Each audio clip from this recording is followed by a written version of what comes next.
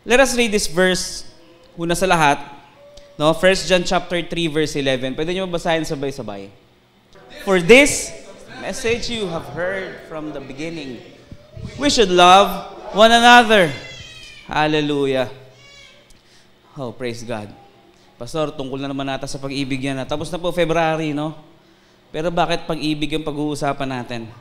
So, pag malalaman natin ngayong gabi kung bakit ito naman ang pag-uusapan natin. So, let me give this declaration to you first. In Jesus' name, everyone that here in this room will be blessed and be turned their lives. Mabago ang kanilang mga pag-iisip at kanilang mga buhay, ang inyong mga buhay at ating mga buhay, ng perception natin sa pag-ibig, ang perception natin sa buhay at sa bawat isa. In the name of Jesus. Amen. So, ang title ng pag-uusapan natin ngayong gabi, Love to Give. The Bible says, we are to love one another. Tama? Binasa natin kanina, love one another. Sounds good. Tama, no? Napakagandang pakinggan. Pero ang tanong, can we do it? Can we do it? Sino sa atin nagsabi na mahal ko ang sangkatauhan? Meron ba sa atin na nagsabi, I really love mankind? Lahat tayo guilty. Wala ni isa sa atin ang nakapag-isip at nakapagsabi na minamahal natin ang sangkatauhan. Tama ba? Actually, the reality is, it is people that we couldn't stand. Di ba? Sa totoong buhay, yung mga tao, yung medyo nakakairita pa. Mga tao sa paligid natin, no? Yung mga taong nasa, nakikita natin tuwing lalabas tayo ng bahay, tuwing maglalakad tayo, yung mga nakakasagutan natin, yun talaga yung tama. I mean, yun yung realidad na dapat hindi.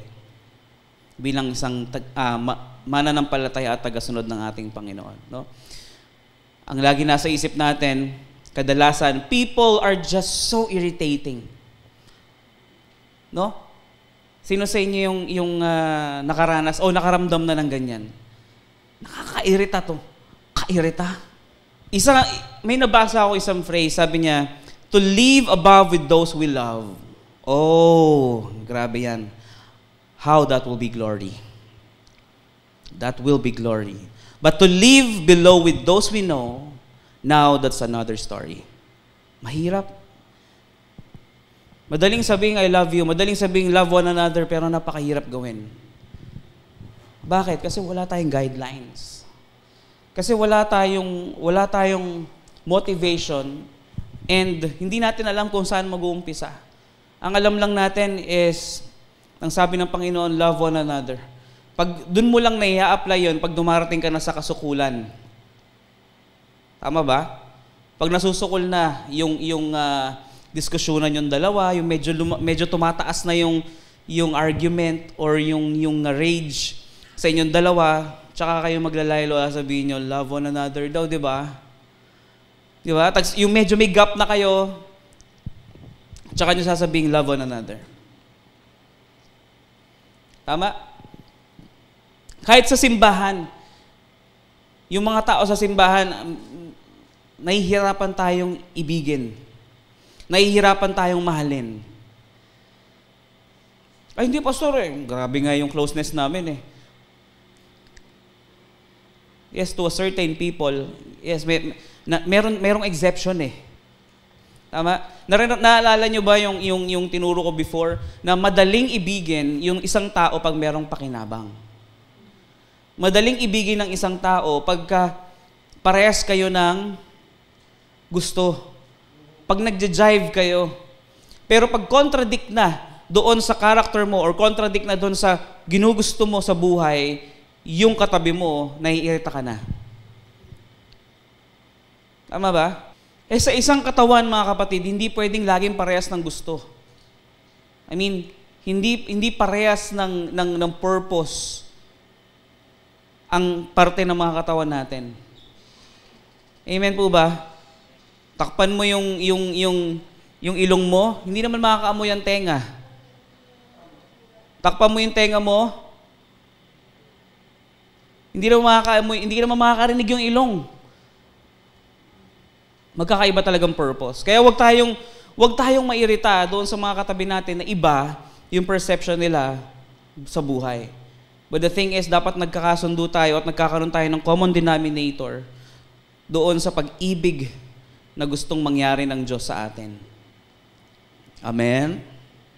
Sometimes, and most of the time we sing phrase or yung phrase ng worship song, yung I love you, I love you, I love you. Diba? I love you, I love you, I love you. Tapos napatingin ka sa katabi mo, no, I just love you, I love you. Diba? Pag napapatingin ka sa katabi mo, binabaling mo agad yung tingin mo sa Panginoon, Lord, no, ikaw lang mahal ko. I love you. Sometimes, it's even hard enough for us to love our own family. Amen? Minsan, sarili nating pamilya nakakairita. Sarili nating kadugo, naiirita tayo. Tama po ba? Amen? Amen. Sino dito yung meron siyang kamag-anak o merong kasama sa bahay na hindi niya kinaiiritahan? Di ba lahat tayo may kinaiiritahan sa bahay? Isipin mo mga kapatid, kung sa loob nga ng bahay meron tayong kinaiiritahan, how much more sa ibang lugar pa? Diba? Madaling magpakita ng kabaitan. Diba? Pero malalaman mo yung totoong tao na yan pag nakita mo sa loob ng bahay. Kung paano siya paano niya tratuhin yung mga mahal niya sa buhay, no? Diba? Kung paano siya magpakita ng interes doon sa kanyang tatay, sa nanay, sa anak niya, or kung kanino man mga mahal niya sa buhay, sa loob ng bahay. Diba? Kung hindi siya nakakapagpakita ng interes doon sa pamilya niya, hindi genuine yung pagpapakita niya ng interes sa ibang tao. Tama, mali? So, ito yung question natin ngayon, how do we make love a dominating character or characteristic of our lives? Kailangan nagdo-dominate yung love sa buhay natin. Paano natin gagawin yon? So, yun yung isang malaking tanong ngayong gabi. Paano natin gagawin na yung pag-ibig, yung siyang mangunguna sa ating mga buhay? Posible? Di ba? Yung mga imposibleng bagay nga nagagawa ng Diyos Ba't hindi nating subukan na gumawa din ng imposible para sa atin? Subukan. Alam mo, yung pinag-uusapan, yung pinag-aralan natin about deliverance, yung narinig natin about deliverance, pag meron kang sinabing negative, sinasakyan nino yan? Di ba? Sinasakyan ng minions yon. Pag meron kang sinabing negative, pag meron kang sinabing positive, meron kang sinabing buhay, sino sasakay doon? So, kailangan lang talaga nating kumilos hand on hand sa Panginoon. Hindi mo pwedeng ipagdasal na, Lord, bigyan mo ako ng pag-ibig sa tao. Hallelujah. Kung uulitin nating basahin, no? For this is the message you have heard from the beginning. We should love one another. It is a command. Tama ba? Hindi sinabi ng Panginoon na, so, take heart, for I will give you love. Wala pong sinabing ganon. So, number one, paano natin magagawang mapanguna ang pag-ibig sa ating mga pamumuhay? Make love a priority. Kailangan i-priority natin lagi yung pag-ibig. Totoo, mahirap talaga. Lalo na yung pag-uusapan natin ngayon, make love a priority, mahirap. No? Yet, this is what the Bible command, what the Lord Jesus Christ commands to us. Madalas ginugugol natin ang ating panahon sa mga bagay na, alam mo yun, hindi masyadong importante. Kesa ibigin mo, o kesa piliin mo na patawarin yung tao na to, mas pinipili mong hindi. Kasi meron kang mas pinaprioritize na ibang bagay. Nakukuha nyo ba? Imbis na patawarin mo yung tao, hindi mo pipiliing patawarin, hindi mo pipiliing ibigin kasi nga may mako-compromise na priority mo. Tama? Ano yung mga yun? Di ba may mga pride tayo? Di ba? Pagka ayaw mong maapakan yung ego mo, yung pride mo, hindi mo papatawarin yan. Hindi mo iibigin yan. Hindi mo bibigyan ng tsansa. Amen? Di ba? Love to give. Kung iniibig mo yung tao, you can give. Tingnan niyo mabuti ito ha. Hindi lahat ng good deeds ay counted. Hello? Sabi mo sa katabi mo, hindi lahat ng good deeds counted. Sige, bibigyan ko kayo ng verse. 1 Corinthians chapter 13, verse 3. And if I donate all my goods to feed the poor, and if I give my body in order to boast but do not have love, I gain nothing. Ibig sabihin, kahit na ibenta mo pa lahat ng ari-ariya mo, biruin mo sabi ng Panginoon, di ba? Doon sa mayaman, ibigay mo lahat ng kayamanan mo sa mahihirap at sumunod ka sa akin. Pero yet, sinabi dito ni Paul, kung ibebenta ko or idodonate ko lahat ng mga ari-arian ko o lahat ng meron ako sa mga mahihirap para pakainin sila, pero wala naman akong pag-ibig, wala ding sense yun. So para kang sumuntok sa hangin. Diba? Sayang naman yung points. Amen? Bakit? Kasi you can give without loving, but you cannot love without giving. Madaling magbigay. Lalo na kung sobra-sobra naman yung resources mo, napakadaling magbigay. Tama ba? Sobrang daling magbigay eh. Wala naman mawawala sa'yo kung magbibigay ka lang ng kahit papano, hindi naman masasaktan yung bulsa mo sa binibigay mo. Di ba? Okay yun. Pero yung sasabihin mong mahal mo yung tao, pero hindi mo kayang ibigay kung ano yung nararapat na ibigay, hindi siya counted. Yes, we have freedom to set our own priorities. Lahat tayo, binigyan tayo ng freedom to set our own priorities. Tama ba? Kaya nga, hindi mo pwedeng ipagdasal sa Panginoon na bigyan ka ng pag-ibig. No? Na bigyan ka ng spiritong umibig. Hindi, because that's the fruit of the Spirit. Amen? Bunga yun eh. So, ibig sabihin, pag bunga, makukuha mo lang yung bunga pagka yung buhay mo ay isinuko mo na talaga. So, ibig sabihin, nasa ating mga kamay ang kapangyarihan para tayo'y magkaroon ng pag-ibig sa iba. Bakit? Kasi the Lord binigyan tayo ng freedom to set our own priorities in life. Tama ba? Meron dito ang priority niya yung church. Meron dito priority niya yung trabaho. Meron dito priority niya yung pamilya lang. Meron dito ang priority niya sarili niya. Meron dito priority niya girlfriend niya. Talagang dusok-dulang malate din siya. Kung malilate yung girlfriend niya, late din siya. Kung malilate yung asawa niya, late din siya. Minsan, guilty rin ako dun.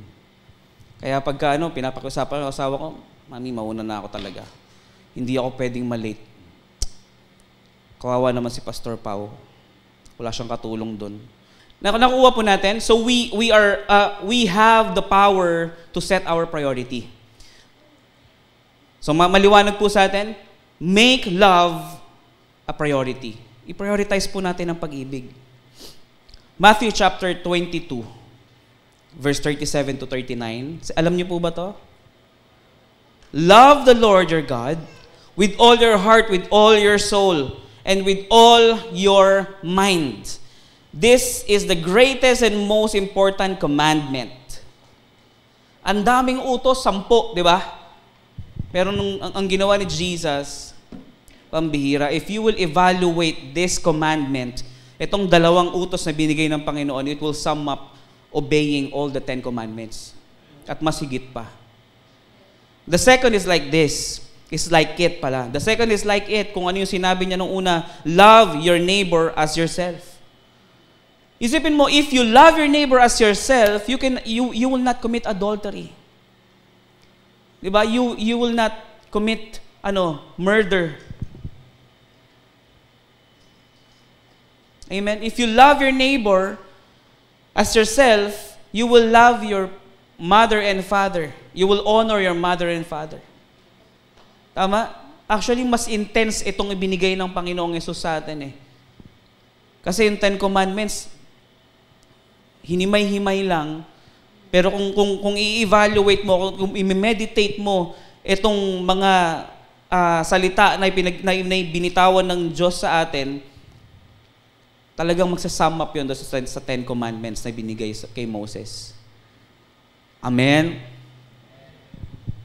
Hallelujah. Question. But why love? Bakit love? Diba?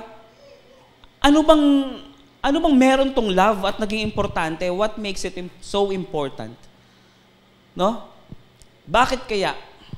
Bakit kaya yung love? Pwede namang hope, di ba? Pwede namang faith. Faith for humanity. Hope. Magkaroon ka ng pag-asa na yung tao magbabago. Di ba? Magkaroon ka ng faith sa Diyos. Di ba? Pero ang malinaw na sinabi ni Jesus is love. Hindi niya sinabing have faith in me with all your heart, with all your mind and soul. Hindi, Kaya we need to understand the importance of love. Di ba? Ano bang importansya, ano bang kahalagahan ng pag-ibig? No? When Jesus spoke to the disciples regarding the first and second greatest commands, He explained that all the law and the prophets depend on these 2 commandments or these 2 commands. Lahat talaga doon nagsasum up. All the law, dito lahat umiikot doon sa binitawan niyang 2 utos. Love the Lord with all your heart, mind, and soul, and love your neighbor as you love yourself. Ayun na yun eh. Pwede ubang questionin yung author na nagbigay mismo ng law noon pa. Sabi ni Jesus, if you love me, you will keep my commandments. Ano ulit yung commandment niya? Love one another. Love your neighbor as you love yourself. Love the Lord your God with all your heart, mind, and soul. You can just imagine if you love the Lord, our God, with all our heart, mind, and soul, lahat ng meron ka kaya mo ibigay. Di ba, yung nung Sunday, love will lead you to surrender and give everything. Pag may pag-ibig talaga, lahat kaya mong ibigay. Tama? Mawawalan ka ng reservation sa sarili mo if you really love someone. Kaya maraming na-frustrate, maraming na de-depress. Kasi nga, ibinigay nila yung lahat sa taong ito dahil mahal nila. But in the end, mapapatrick syndrome lang din sila. Di ba? Biruin mo. Kawawa naman tuloy mga Patrick, no? Wala akong promise. Makikita mo na lang. Yung mga linyang ganon, di ba? Biruin mo, kasal. Wala akong promise. Basta, makikita mo na lang. Ayun, nakita na nga. Alam mo, kahit gaano ka sincere yung itsura ng isang tao, gaano ka bulaklak magsalita. Pero kung hindi niya talaga alam yung prinsipyo ng love one another or love your neighbor as you love yourself, hindi talaga papasa eh. No? Sino dito sa atin yung walang hinangad na maganda para sa kanilang sarili? Lahat tayo may mga kanya-kanya hangarin sa sarili natin maganda, tama? I give you a new commandment. Uulitin ko ulit.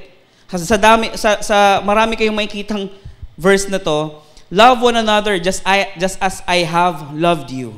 You must also love one another. Kung paano tayo inibig ni Kristo, dapat ganun din natin ibigin ng isa't isa. Amen. Diba? Hindi mo na kailangan magsalita. Hindi mo na kailangan maglitanya ng napakarami. Pag nakita ng tao na nag-iibigan tayo, sila mismo lalapit. Diba? Ano yung sabi nung mga kamag-anak ni Lot at nung mga katrabaho niya sa kanya? Pag nangyari yung imposible, ito yung thought, tama? Pag nangyari yung imposible sa buhay mo, maniniwalang talaga kami may Diyos ka. At lahat tayo, kilala tayo ng tao na nasa paligid natin, tama? Alam nila kung gaano kaikli yung temper natin. Alam nila kung gaano tayo kabalimbing. Di ba? Alam nila kung gaano tayo kasakit magsalita. Everyone of your family knows it. Everyone in your family knows it well. Alam nila kung gaano alam mo yon, yung kabilis yung kamay mo, yung onting pagkakamali lang, bigla na pumipitik yan, daig pa si Manny Pacquiao. No? You can just imagine, pag nangyari yung imposibleng bagay sa buhay mo, sila na mismo magtatanong, saan ba yung church nyo? Di ba? Sino ba yung Diyos mo? Pares lang naman tayo ng Diyos pero bakit ikaw nagbago? No wonder, mga kapatid, this is very ouching. This is very ouching, you know? Ang hirap natin magdala ng mga kamag-anak, mga kaibigan natin sa simbahan kasi hindi pa natin nagagawa na priority yung love. Onting kibot, tampo. Di ba? Onting or alam mo yon, yung medyo natapakan yung ego mo, natapakan yung pride mo, ayaw mo na. Kakalimutan mo na kung sino yung mga nakakasama mo dati. All of us are guilty of this. Sabi ko kagabi, this is the word of God to me last night, yung wisdom na binigay niya sa akin. Yung illustration, di ba, iron sharpens iron. Tama? Pero hindi pwedeng magdikit lang yun. Amen po ba? Pansinin nyo yung teaching natin. Pag paulit-ulit nagkakaroon ng friction. Amen? Nagkakaroon ng friction? Meron. Meron yan. May friction yan. Makikita mo yung reaction ng tao. Ba't paulit-ulit yung hindi, parang may friction eh. Tama mali? Di ba yung friction mainit yon? Nakakairita pag hinawakan mo. Tama? Yung teaching pag paulit-ulit, di ba? Pag lagi kang nire-remind sa isang bagay, ibig sabihin, kailangan patalasin yung bagay na yon sa buhay mo. So, ito naririnig natin ulit. Actually, in Jesus' name. Actually, itong preaching na to, hindi ko pa naman siya natuturo before. Pero pag narinig mo kasi love one another, parang feeling mo naturo na yan dati. Tama? Ito bagong outline and bagong revelation. Kaya, I hope and I pray na lahat na marinig nyo ngayon ay tumimo sa inyong mga puso't isipan at magawa natin to sa mga buhay natin. Amen? Pangatlo, mga kapatid, let us embody the distinguishing nature of love. Kailangan mag-manifest sa atin eh. Amen ba?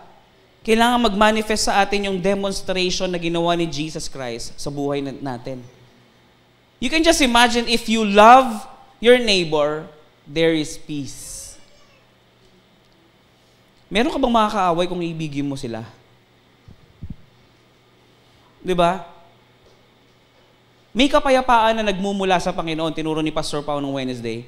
May kapayapaang nagmumula sa Panginoon at meron ding kapayapaan na nagmumula sa iyo. Amen? Last time, yung sinabi ko, there is peace in giving. Now, there is peace in love. You cannot love without giving. Nung Sunday, pinag-aralan natin, giving, di ba? na-intensify kung gaano kahalaga magbigay. 'Di ba? But hindi mo magagawa magbigay kung hindi ka marunong umibig. Kaya nga dun sa conclusion natin nun, yung last phrase na binitawan natin is, love is the most important thing to do. Now, pinag-uusapan natin, paano natin magagawa na umibig talaga? Kasi ang daling sabihin pero mahirap gawin eh. Tama? So ngayon, yung sinasabi ko, embody. We need to embody it.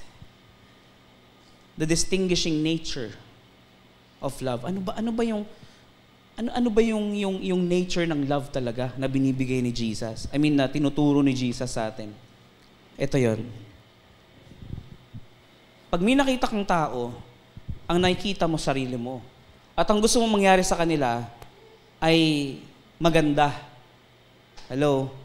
Yung nakikita mo sa kanila, maganda. Hindi mo naiisipan ng hindi maganda. Ang lagi mo nakikita sa kanya, yung mabuting hangarin mula sa Panginoon. Kaya nga sacrificial eh. Tama? Unconditional.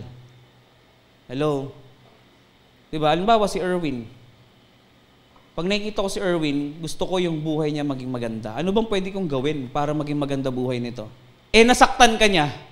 Ang bihira, iniisipan ko ng maganda. Sasaktan pa ako. Alam niya ba yun? Hindi niya alam yun. Kaya nga doon papasok yung pangunawa. Di ba? Hindi ka talaga makakapangunawa kung wala kang pag-ibig. Di ba? Hindi mo mauunawa ng isang tao kung wala kang pag-ibig sa kanya. Kita mo, ang daming ibang tao na madami ding sinasabi tungkol sa iyo o tungkol sa ibang bagay na hindi mo pinipiling unawain pero pwede naman nating piliing unawain. Tama? Pero mas pinipili nating hindi unawain. Ibig sabihin, it's a choice. Pwedeng piliin. Tama? Ibig sabihin, pwede rin nating i-manifest yung pag-ibig na itinuturo ni Jesus sa atin. Kung gusto nating maka-apekto ng buhay ng ibang tao, kailangan natin ipakita or gawin kung ano yung itinuturo sa atin ng Panginoong Yesus. Tama? Kaya nga sabi doon sa last days Panginoon, di ba nagsipagturo kami ng iyong salita, nagpagaling kami ng mga may sakit, pero kung walang pag-ibig, walang sense. Anong sabi niya? Lumayo kayo sa akin, mga mapaggawa ng masama. Hallelujah. Nakita niyo ba yung shinare ni Tin? Di ba? Ganda, no? Kaya maraming tao ang hindi nakakaalam pa o hindi pa gumagawa ng pag-ibig. Madaming activities na ginagawa sa loob ng ministry, sa loob ng church, sa buhay nila, ang dami nilang activities. Pero walang love, hindi counted. Amen? Alam mo, if you know how to love, at mapag-aaral natin to, at mapapractice natin sa ating mga buhay, sobrang gaan. Di ba? Bakit ko nasasabi?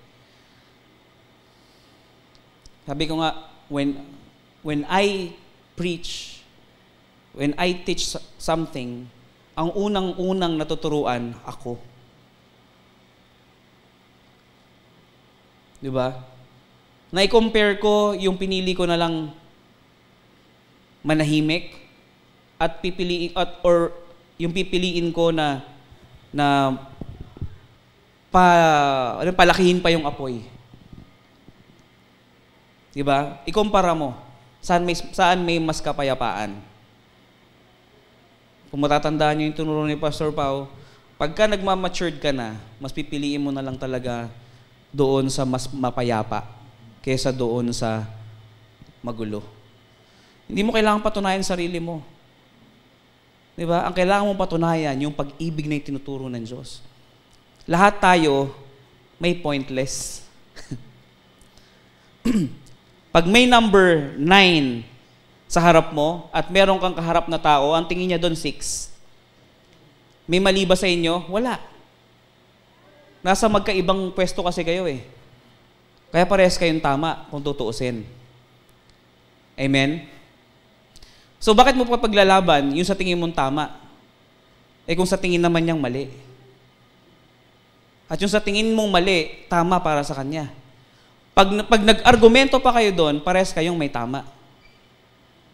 Amen? Hallelujah. Pang-apat, let us demonstrate the virtue of love. Under this, love values the other person. Amen? Love values the other person. We need to value our neighbors. Di ba? Reach high, serve others. Ang problema, reach high, let others serve you. Yun nangyari. You reach high and let others serve you. Reach high, serve others. Hindi naman ibig sabihin nun yung magpupunta ka na sa bahay nila tapos magwawalis ka na doon, paglingkuran mo sila. Hindi. Alam mo, caring for them is serving them. Pakita mong iniibig mo sila, that is serving. Ipakita mong nagpapakumbaba ka sa harapan nila, kahit sa tingin mo mas mataas ka pa sa kanila, mas may posisyon ka sa kanila, that is serving. Diba? Serving the love of God to them, that's what matters most. Pangalawa, love is vulnerable to others. Christian love is the most costly or pinakamagastos na investment sa buong investment na malalaman mo. Tama? Bakit? Kasi yung pag-ibig na ibinigay ni Kristo, walang katumbas na presyo. Priceless yon, kaya nating ibigay? Kaya. Bakit? Kasi si Kristo nabubuhay sa atin. Amen? Hallelujah. Madaling sabihin, mahirap gawin. Yes. Pero ang isang bagay, pag inensayo mo, magagawa. Di ba? Kita mo, yung kanina, yung pista, andali sa pandinig. Diba? Ay, ganun, pag tinugtog mo na, ang hirap pala. Pero pag pinractice mo, inulit mo ilang beses, magagawa. Ulit-ulitin ko pa yun ulit, mas gaganda pa. Tama? Nakukuha nyo yung principle ng pag-iensayo? Practice makes permanent. Magiging permanente sa'yo yun. Gawin mo ang isang bagay 21 days, magiging hobby mo na. Based yan sa psychology. Naintindihan po natin? Talagang may kasunod. Talagang nakabuntot ang cost sa love. 'Di ba? Sa pag-ibig. And love entails cost. That's the reality. Again, uulitin ko, no? We can give without loving. But we really cannot love without giving. Amen? So for you to be able to give, para magkaroon ng kapayapaan sa puso mo, kung saan napupunta lahat ng resources mo, saan napupunta yung pagod mo, yung effort mo, para magkaroon ka ng kapayapaan patungkol doon, you should know how to love. Diba? Ang hirap yung bigay ka ng bigay pero hindi mo alam kung saan napunta yung investment mo. Hindi mo alam kung saan napunta yung resources mo, hindi mo alam kung saan mo binigay, kung hindi mo alam kung counted ba sa Panginoon yon. Diba? Kailangan pag nagbigay tayo, ang intention natin ay mapabuti yung taong to. At hindi lang laging puro pera ang binibigay kasi baka mamaya tinuturuan na natin sila maging tamad. Di ba? We can also give them our time to teach them. We can also give them our effort para makita nila at matuto sila na ganito pala dapat ang gawin ko. Nang sa ganun, mas malaki may tutulong mo sa kanila. Hindi laging tungkol sa pera, mga kapatid. Amen? But again, we need to know the need. No, we need to know the need.